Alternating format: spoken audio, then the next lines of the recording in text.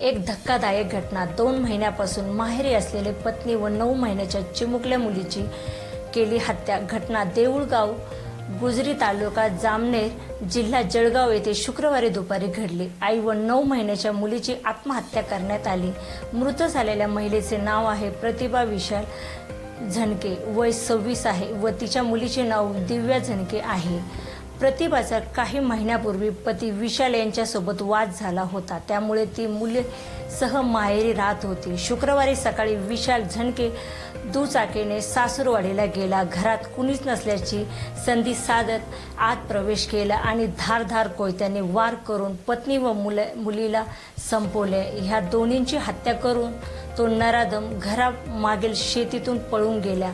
या घटनेची माहिती मिळताच येथील ग्रामस्थांनी पोलिसांना कळवले आणि पुढील तपास चालू आहे।